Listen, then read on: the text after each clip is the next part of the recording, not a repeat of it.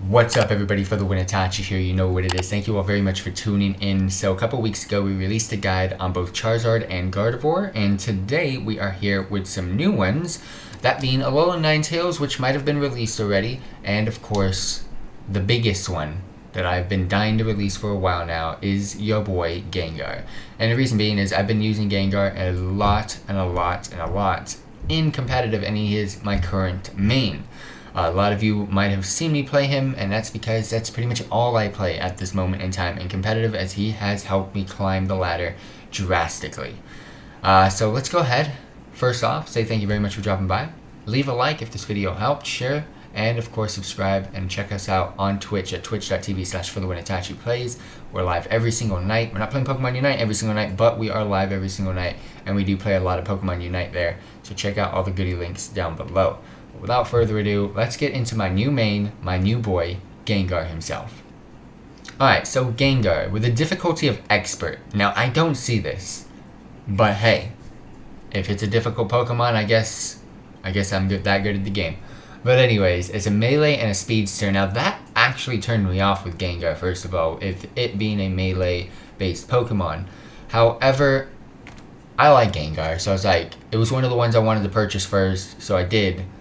And then I played him, and I absolutely freaking loved him. He's so good. His offense is currently at 3.5 stars. I think Pokemon Unite is lying here, just to kind of like not show how OP he is, but he's OP. His endurance is 2, which isn't bad. Mobility is a 4-star, which is great. Scoring's 3, and a support is a half. To be honest with you, throw the support up as well, because my support and the amount of damage I'm doing, I'm clapping Pokemon with this dude. This guy is so good, and I absolutely love playing him. So let's go ahead, get into his progression, and let's get into his movesets. So starting off with the progression of Gengar. It's a speedster, Pokemon that has high mobility and offense and excels at making quick attacks and scoring points. Ghastly at level 1, moving into Haunter at level 5, and Gengar at level 9. So it does take quite some time to go ahead and evolve Ghastly into Haunter, and then of course Haunter into Gengar. But once you are Haunter, getting them into Gengar is not as long as Ghastly into Haunter. And because this is a speedster Pokemon, your strong path is going to be the central route. Hopefully no one on your team is being a McDouche and going into the central path with you. Because if you get the central path to yourself and you play it correctly, you'll be able to go ahead and evolve Ghastly into Haunter after probably just 4 kills, and Haunter into Gengar, you're going to get it pretty quickly until once you get the move Hex. And then I'll talk to you guys about that when we get into the movesets. However, Ghastly into Haunter, Haunter into Gengar. Without further ado, let's get into the moves. So, starting off at level 1 and level 3, you have the choice. The Pokemon can learn the 2 moves below in the order you choose. So one will be the first move, and the second one will be the second move. So at level 1, you can probably learn Will-O-Wisp, which is a 5-second cooldown ranged ability. It actually shoots out 3 different flames and burns the target, which is actually pretty cool. And then of course you got Lick, which is a 7-second cooldown area on effect ability. Basically just shoots out his tongue, brings all the targets to you in melee range, so it keeps them from running away, and does a little bit of damage as well on top of that. However, we'll get into which moves I strongly suggest in just a bit. Let's continue on at level 5. Level 5, the Pokemon can learn your choice of one of the 2 moves below. Shadow Ball, 4.5-second cooldown at ranged, and then Sludge Bomb, 8-second area on effect ability, which goes ahead and leaves a poison effect, replacing the burn effect from Will-O-Wisp. Next up at level 7, the Pokemon can learn your choice of one of the 2 moves below. Dream Eater, 8-second cooldown ranged attack, as well as Hex, 7.5-second dash ability. And then at level 9, your Pokemon learns its Unite move, which is Phantom Ambush, which is also a dash ability. So starting off at level 1 and at level 3, you got Will-O-Wisp and Lick, which are the starter moves for Ghastly. So Will-O-Wisp is a ranged ability which shoots multiple sinister flames, dealing damage to opposing Pokemon and leaving them burned when it hits. So it's kind of an area on effect ability which just shoots out in a cone in front of Ghastly, 3 different burning Will-O-Wisps, and then of course it leaves the target burnt. And I strongly suggest utilizing Will-O-Wisp before Lick, so getting Will-O-Wisp at level 1 and Lick at level 3. Because of the fact that Will-O-Wisp does a lot more damage than Lick, and you don't really need Lick at that moment in time because of how quick you're trying to pace yourself through and getting as many kills as possible to go ahead and evolve to Haunter. So again, at level 1, take Will-O-Wisp. However, when it comes to Lick, it attacks with the user's tongue and pulls the opposing Pokemon towards the user, which does a little bit of damage, but not too much, again comparing that to Will-O-Wisp. Next up, at level 5, this is where it gets crazy and it kind of pisses me off. You would think Shadow Ball is cool, right? Playing Gengar, playing Haunter, I'm a ghost. Shadow Balls? Yeah, no, it's not. I'll tell you why. So Shadow Ball, ranged ability, hurls a shadowy blob at the target, decreasing the movement speed and special defense of opposing Pokemon for a short time when it hits. Upgrade to Shadow Ball Plus when the Pokemon reaches level 11. Upgrade increases damage dealt by this move. It's a straightforward, simple attack that decreases the movement speed and special defense of the opposing Pokemon. However, getting into the other one, which is Sludge Bomb, which is technically the it also applies a debuff similar to Will-O-Wisp, so it's the replacement of Will-O-Wisp's Burn. Sludge Bomb is an area on effect, hurls unsanitary sludge to the designated area, leaving opposing Pokemon poisoned when it hits. So instead of burning, you're now poisoning your Pokemon, which kind of fits the theme a little bit more. Upgrading Sludge Bomb Plus when the Pokemon reaches level 11. Upgrade increases the poison effect's duration, which is actually really key to the moveset that you want to go ahead and utilize at level 7. Now, which one do I suggest? Well, you can probably already guess, it's Sludge Bomb. And the reason being is Sludge Bomb tied in with one of the level 7 moves is a little bit OP. It's actually too strong, in fact, that it's what makes me carry and get freaking MVP every single game. It's kind I love it. This is why I play freaking Gengar, is Sludge Bomb, and what we're gonna get into at level 7. So let's go. A Dream Eater at level 7, ranged, puts opposing Pokemon to sleep when it hits. So you don't really need the hypnosis or the sleep, it automatically does it for you. If used again while a nearby opposing Pokemon is asleep, the user appears behind the sleeping Pokemon and attacks, restoring the user's HP and reducing the cooldown of Shadow Ball or Sludge Bomb. You're probably going to be using Shadow Ball with Dream Eater, just to give you a heads up, because Sludge Bomb and Dream Eater is really bad. You're not going to get much benefit from the Sludge Bomb, and you're not going to get much benefit from the Dream Eater when using both of those together. So if you are going to be using Dream Eater, you're probably going to be getting Shadow Ball. Upgrade to Dream Eater Plus when the Pokemon reaches level 13, increases the amount of damage dealt and HP restored by this move. Now, when I first played Gengar, I went Shadow Ball and Dream Eater. Why? Because I thought that felt the theme so well. Now, if they do buff Shadow Ball a little bit more and then Dream Eater a lot more, I'll probably go back to it because I do like it. However, let's get into the other one. We've got Hex. This is where the fun comes in, especially if you play it correctly. Has the user disappear and move to the designated location, dealing damage to opposing Pokemon in the area of effect when the user reappears. So this is a dash. It deals area on effect damage, which means anything in its range is getting hit. If this hits an opposing Pokemon that is already affected by a status condition, meaning burn, poison, anything, it deals increased damage and its cooldown is reduced to pretty much instant. There is no cooldown. Especially if you're utilizing the moves or the held items that I have, it's a guaranteed instant attack. Meaning, as long as the Pokemon is poisoned, it is dead.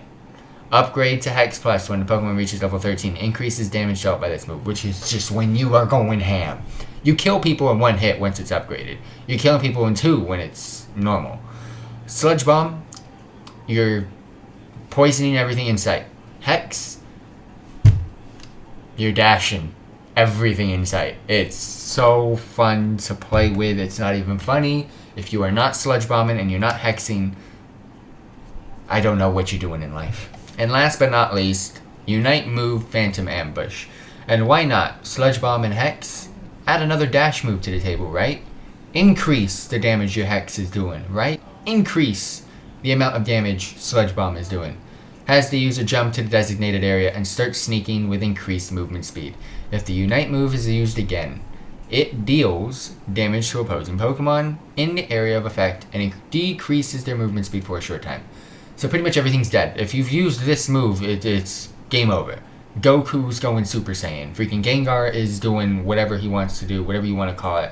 He's going Super Shadow Ball Saiyan going right now. He's doing some madness.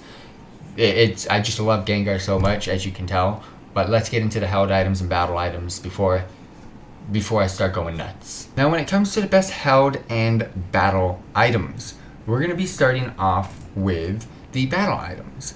There's not that many that are extremely useful. However, these first two, I don't really even suggest them. But again, not everybody has every single battle item. You might be new to the game, so I'm going to give you guys a couple of options to go ahead and mess around with and play with.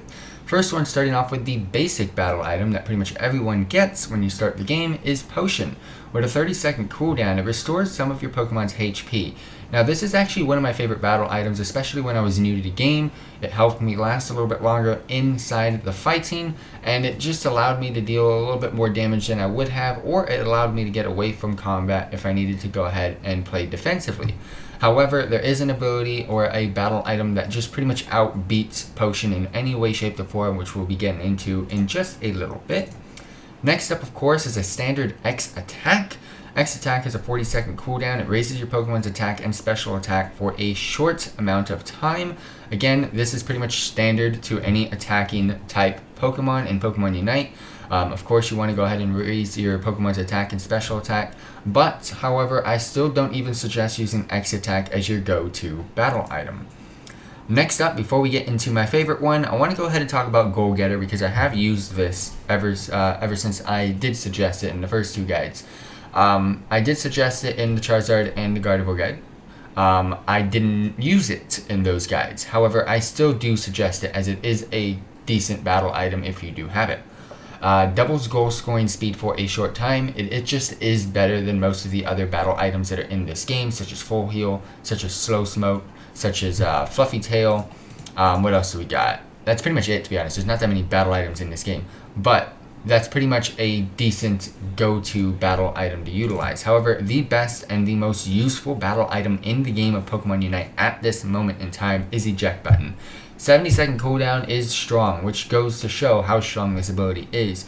Quickly moves your Pokemon into the designated direction. You can go through walls, you can go through cliffs, you can go through mountains, you can go through anything as long as it's got that same distance, which you'll pretty much get used to. It's pretty much a free getaway.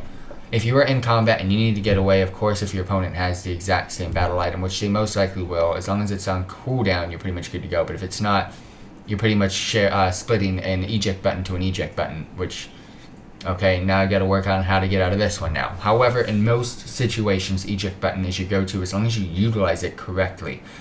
Positioning on the battlefield is pretty much a strong point when it comes to using eject button. And pretty much when it comes to eject button, I was talking about Potion earlier, which is a other battle item that I did suggest. It restores some of your Pokemon's HP. However, when it comes to my favorite one, which is eject button, you quickly move your Pokemon in a designated direction, which is pretty much an escape pod or an escape route, aka an eject button. And the reason why eject button is better is, yes, in Potion you're getting HP back, but you're not out of combat. You're still in combat. Now, in a one-on-one situation, your Potion might give you enough health to go ahead and continue attacking that Pokemon. However, in most situations, it's not always a 1v1. It might be a 2v1, a 2v2. Whatever the case is, you might be getting overwhelmed. Eject button is a guaranteed 90% of the time out of combat situation, to where Potion isn't. Potion, you do have an opportunity to still die. With eject button, you have an opportunity to go ahead and live, go ahead and heal yourself, go ahead and escape, and go ahead and push the down button to go ahead, if you were that low on health, to get back into the starting zone and get back out there into the battlefield without wasting as much time as you would have with Potion. Next up, we're going to be getting into held items to utilize. Just to give you a heads up, in the Charizard and Gardevoir guide, I gave you 5 total, just to give and take a couple of ones that you might not have had. You might not have all the ones that I'm suggesting. In this one, I'm just going to go straight into what you should be utilizing. And the reason being is I've played a lot more now since I've released those first 2 guides. And I'm comparing this to the Gardevoir guide, which is also a special attack Pokemon, similar to the one that we're utilizing here. I've utilized these items a lot more than I have, and I've pretty much narrowed it down to the top 3 held items to go ahead and utilize. However, I will give you a couple of next gen held items to utilize if you don't have the ones that I'm going to talk to you about right now. So starting off with Shell Bell. Shell Bell is a boost to your special attack, and it's also a boost to the cooldowns of your abilities. Shell Bell has the following effects at level 20. Yes, you can go to level 30, but for some reason they just don't show it. So you can make this better. So the following effects can be gained while the held item is at grade level 20. When the Pokemon hits with a move, it recovers a minimum of 75 health. So that already right there is super awesome compared to some of the other held items. And the higher the Pokemon special attack, the more HP it recovers. What? Let's go. So pretty much, of course, with this Pokemon, you're getting a huge buff from the special attack. I also utilize that cooldown, which is absolute bangers, especially with how fast our cooldowns are with this Pokemon already. You're pretty much guaranteed rapid attacks, so it's absolutely awesome to utilize, and Shell Bell is pretty much a guaranteed held item to go ahead and be using. Next up is Wise Glasses. Now this is pretty much standard because we are a special attack based Pokemon. This is a strong buff to our special attack. Now when it comes to the Wise Glasses, the following effects can be gained while the held item is at level 20. It increases your special attack by 7%, which is even more on top of the special attack that you're already getting. Wise Glasses is pretty much a guaranteed must-use held item along with Shell Bell. And last but not least, this is one that I've actually found very entertaining to use. This held item has helped me out so much, and some guides out there do recommend it. Some recommend it as a secondary if you don't have another one that we will be going over in just a little bit. And some of them recommend it just like I do. My top 3 held items right now are Shell Bell, Wise Glasses, and Energy Amplifier. And the Energy Amplifier is your Unite move charge rate is increased, meaning you get your Unite move a lot faster.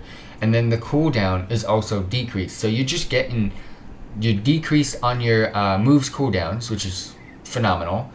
Tie that in with the Shell Bell's decrease on the cooldown. And then also your Unite move charge rate is increased, meaning you're getting your Unite move so much faster. The following effects can also be gained while this effect and held item is at grade 20. After the Pokemon utilizes a Unite move, this is where all the fun happens. The damage the Pokemon deals is increased by 21% for a short time. And it says short time, it's definitely plenty enough to do a 1v5. It's just so crazy at how much damage we can already do with this Pokemon. And then to get that increase on top of it from the Energy Amplifier, tying that in with the special attack gained from the Shell Bell and Wise Glasses, tied that in with the Shell Bell's health, you're pretty much an unstoppable force when utilizing these 3 held items. However, I'll give you guys 2 more that I do suggest on the side, which would be Scoped Lens as well as the Float Stone. Float Stone is a held item that most people do suggest to go ahead and use as a must-have, but I don't like it. I much prefer the Energy Amplifier because I'm on my game anyways, and just having that decrease on the Unite move charge, or the increase on the Unite move charge, but the decrease on the cooldowns of our moves, and then the extra boost that you get once you've utilized your Unite move from the Energy Amplifier is absolutely key. But again, if you are looking for some other held items to go ahead and use that you might not have the Shell Bell, Wise Glasses, or Energy Amplifier, and you're looking for something else to fill it in with, go ahead and check out the Scope Lens, or go ahead and check out the Float Stone. Thank you all very much for tuning in. I hope this guide helped you out.